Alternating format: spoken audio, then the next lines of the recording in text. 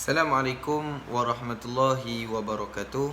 Alhamdulillahi rabbil alamin. Wassalatu wassalamu ala ashrafil anbiya'i wal mursalin wa ala alihi wa sahbihi ajma'in. Subhanaka la ilma lana illa ma 'allamtana innaka antal alimul hakim wa la haula wa la quwwata illa billahil aliyil azim. InsyaAllah kita teruskan pengajian akidah kita tahun 4. Hari tu kita berhenti pada muka surat 7 dan sekarang kita masuk kepada muka surat 8 buku teks. Okey, boleh nampak? Alright. Kita terus masuk sedikit berkaitan dengan tajuk kita pada hari ini, iaitu muka surat 8. Persoalannya, kenapa kita takut kepada Allah? Soalan ni, jawapannya ialah kita ni nak takut kepada Allah ni sebabnya kita nak Allah ampunkan kita. Kita ni takut kepada Allah sebab kita nak Allah ampunkan kesalahan ataupun kesilapan yang kita lakukan. Apa yang disebut di sini ialah takut kepada Allah Subhanahu Wa Taala tidak menyebabkan seseorang Muslim itu jauh daripada Allah Subhanahu Wa Taala. Manakala sebenarnya bila kita takut kepada Allah, kita akan menyebabkan seseorang itu mengharapkan keampunan daripada Allah Subhanahu Wa Taala. Yang mana apakah yang diharapkan daripada Allah? Apa yang kita nak sebenarnya daripada Allah?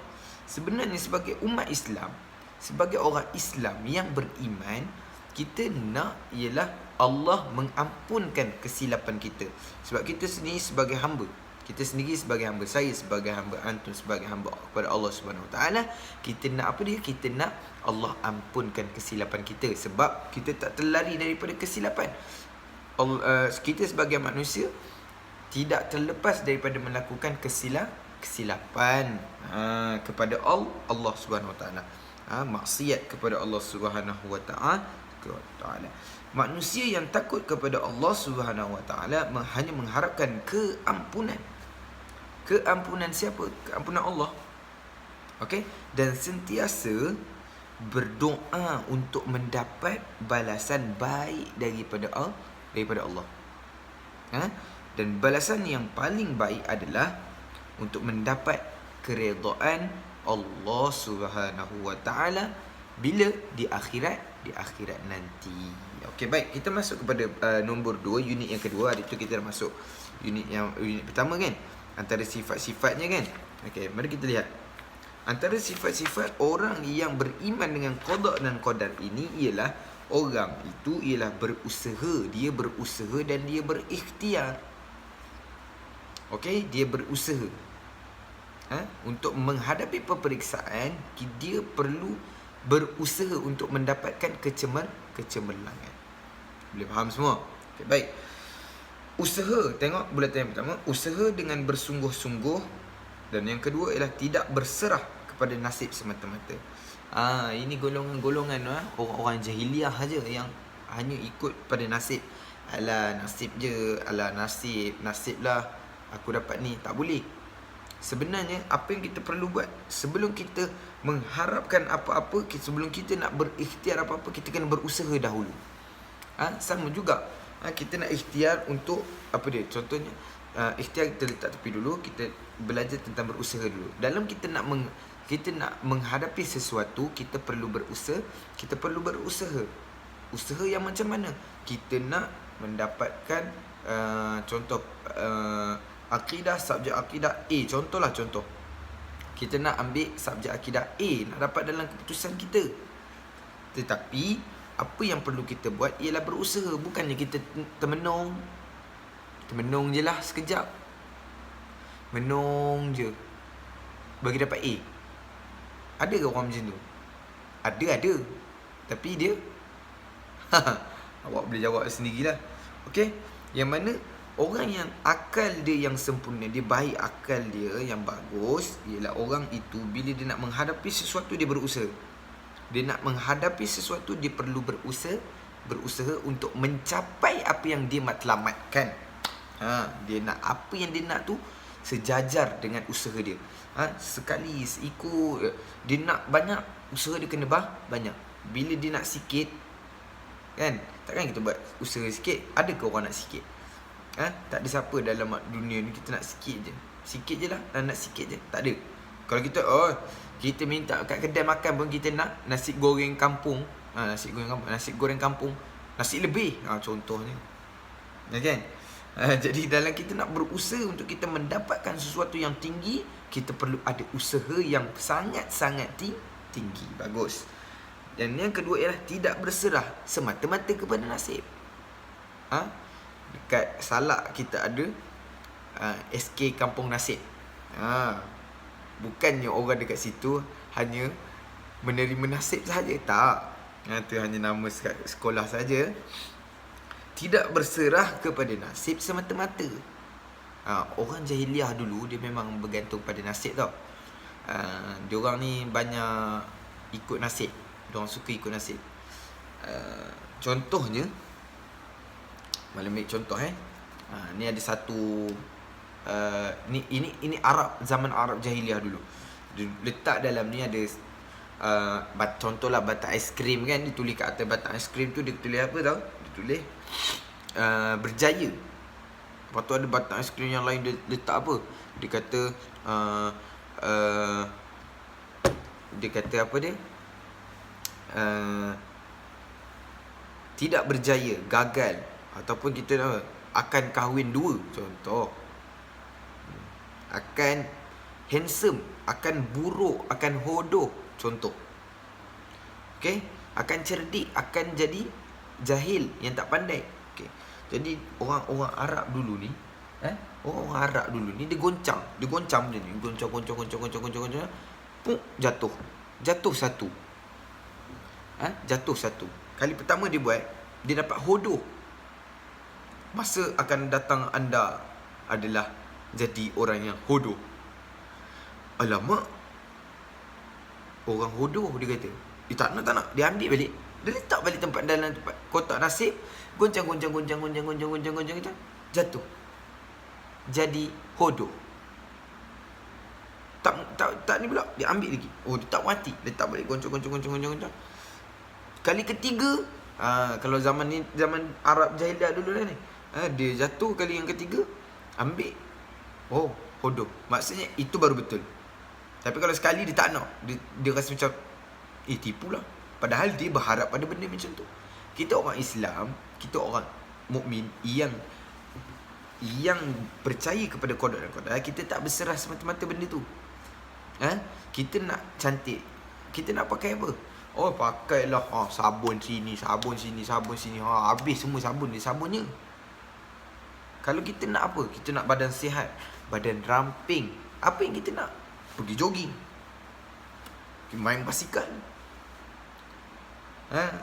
Kita nak badan kurus, takkan kita makan hari-hari. Tiap masa makan, 5 minit makan. Penuh perut macam tu. Nak jalan pun tak boleh dah. Jadi itu bukan, tak sesuai dengan apa yang kita usahakan. Jadi dalam kita nak melakukan sesuatu perkara, kita tak boleh bergantung pada nasib apa yang kita akan dapat.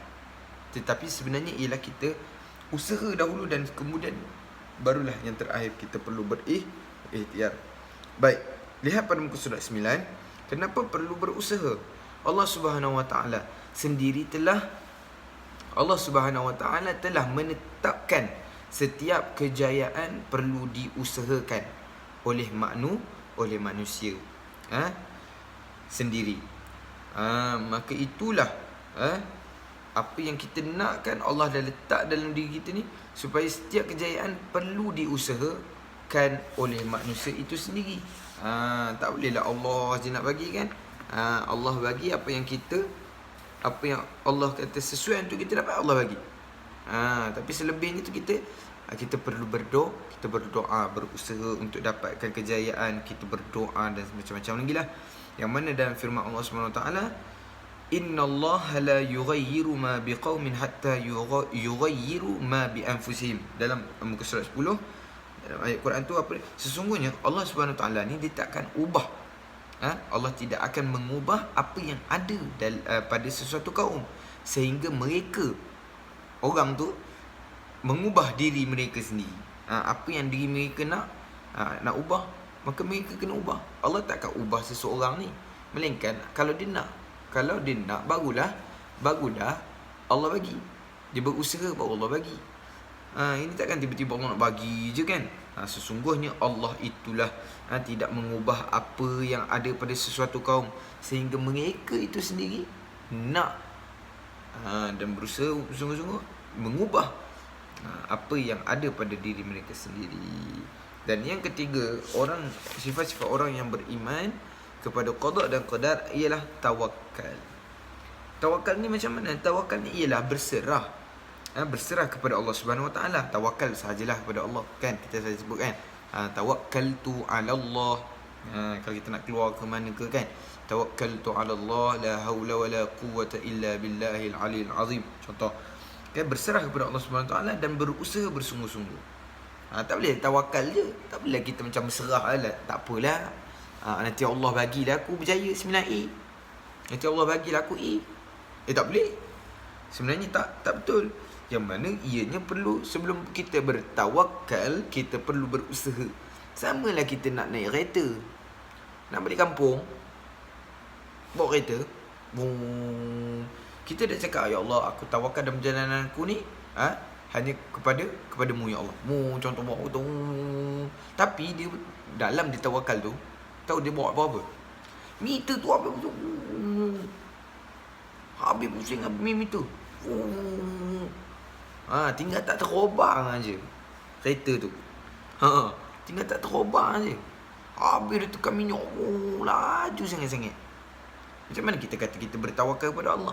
Yang sebenarnya ialah walau kita berserah diri kita kepada Allah dan berusaha bersungguh-sungguh untuk menjaga diri kita sendiri. Sebenarnya dalam situasi tadi, dan kejayaan pada bulatan yang kedua, kejayaan yang sebenar adalah hak Allah Subhanahu Wa Taala. Allah adalah sebenar-benarnya ke atas kita, hak kita. Maka Allah Subhanahu Wa Taala akan berikan apa yang Allah kehendaki. Allah ni dia tak bagi apa yang kita nak tau. Pernah kan kita dengar kan, Allah Subhanahu Wa Taala takkan bagi apa yang kita nak, tapi Allah Subhanahu Wa Taala akan bagi apa yang kita rasa kita perlu, cukup untuk kita. Jadi Allah akan bagi yang tu saja. Kita ni kadang-kadang kita minta macam-macam, mengarut. Mengarut tu pada keadaan yang terlampau tinggi sangat. Kita minta macam-macam. Kita minta nak kaya raya. Saya nak kaya raya. Duduk rumah, goyang kaki. Goyang kaki aja. Bila nak kaya? Tak sesuai. Tidak betul. Yang mana itu ialah orang-orang yang tidak beriman pada qada. Orang beriman dia berusaha dulu. Dia pergi cari macam mana jalan untuk dia mencari uang dan sebagainya, mencari rezeki dan sebagainya. Jadi apakah itu bermaksud tawakal? Dalam muka surat 10 yang terakhir bawah, tawakal bermaksud berserah diri kepada Allah setelah berusaha dan berikhtiar. Dan kita bertungkul lumah membuat sesuatu perkara, hanya Allah sahaja menentukan kejayaan dan kegagalan manusia, diri kita sendiri. Okey, jadi itu semua Allah dah tentukan. Okey, baik, kita berhenti sahaja dahulu pada muka surat 10. Antum diminta untuk membuat tugasan dalam buku aktiviti pada muka surat yang tak sebelum ni, yang tak siap tu tolong siapkan. Muka surat 3, 4, 5 tu dah ni dah. Baik, yang terakhir untuk tugasan minggu ini ialah kita perlu buat pada muka surat 7, 8, 7 dan 8. Ya, 7 dan 8 sahaja. Macam mana? Sama. Hantar tugasan ini di arena sekolah okey, sekolah yang tercinta. Sekolah rendah Al-Furqan yang gemilang dan terbilang tu, hantarkan. Awak mesti rindu kan sekolah kan? Pergi tengok sekali alang-alang tu. Tengok meratap sekolah tu elok sebelum nak buka dah kan. Nak buka, tengok, rindunya kat sekolah macam tu. Kalau aku kat sekolah ni, kalau dah buka ni, aku rindu sangat nak belajar betul-betul. Macam tu. Okey, baik. Sekian saja untuk hari ni, subjek akidah. Jumpa lagi next class. InsyaAllah kita ada lagi 2 minggu, minggu ni dan minggu hadapan untuk kita PDPR.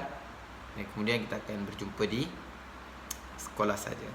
Okey, ingat tugasan perlu hantar. Assalamualaikum warahmatullahi wabarakatuh. Hebat kan?